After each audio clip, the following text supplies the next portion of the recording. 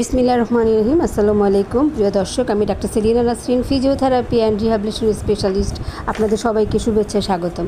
দর্শক, আজকে আমাদের চক্ষু বা চোখ ভিজুয়াল হেলথের ব্যাপারে কথা বলবো। তো ভিজুয়াল হেলথের ক্ষেত্রে প্রথমেই সেটি হচ্ছে অপটিক নার্ভকে আমাদের কিভাবে অ্যাক্টিভ রাখবো। তো আমাদের এই অপটিক নার্ভ অনেক সময় অতিরিক্ত মোবাইল ইউজের কারণে বা বয়সজনিত ডিজেনারেটিভ চেঞ্জেসের কারণে অপটিক নার্ভটি ড্যামেজ হয়। তো সেক্ষেত্রে ফিজিওথেরাপির একটি ভূমিকা আছে। তো অপটিক নার্ভ আসলে চোখ দিয়ে যে মস্তিষ্কে দৃশ্যপাতগুলো সেগুলো মস্তিষ্কে পৌঁছে দেয়। আমরা চোখ দিয়ে যা দেখি তা মস্তিষ্কে পৌঁছে দেয় অপটিক নার্ভের কাজ। এই স্নায়ু ক্ষতিগ্রস্ত হলে আমাদের দৃষ্টিশক্তি কমে যেতে পারে।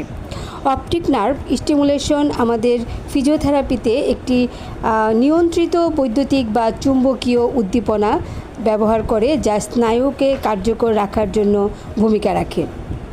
এবং গবেষণায় দেখা গেছে কিছু কিছু ক্ষেত্রে এই ধরনের যে স্টিমুলেশন, নার্ভ স্টিমুলেশন যেটা আমরা ফিজিওথেরাপিস্টে ব্যবহার করি, সেই নার্ভের স্টিমুলেশনের মাধ্যমে নার্ভের নিউরোপ্লাস্টিসিটি বাড়াতে এই নার্ভ স্টিমুলেটরটি সাহায্য করে এবং সেটির ফলে অবশিষ্ট যে দৃষ্টিশক্তি তা উন্নত করে এবং তা কার্যকর ভূমিকা রাখতে সাহায্য করে।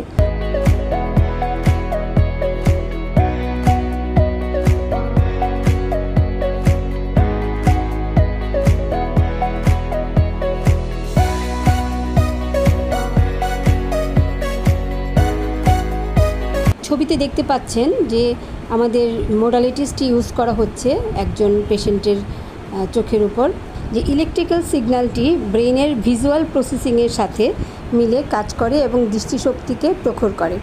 তো আমাদের এই বাংলাদেশে আমরা প্রথম ভিজুয়াল হেলথ নিয়ে কাজ করছি। আপনাদের সহযোগিতা কামনা করছি। সুস্থ থাকুন, ভালো থাকুন। The cure physiotherapy and paralysis centre রিহ্যাবিলিটেশনের সঙ্গে থাকুন। ধন্যবাদ।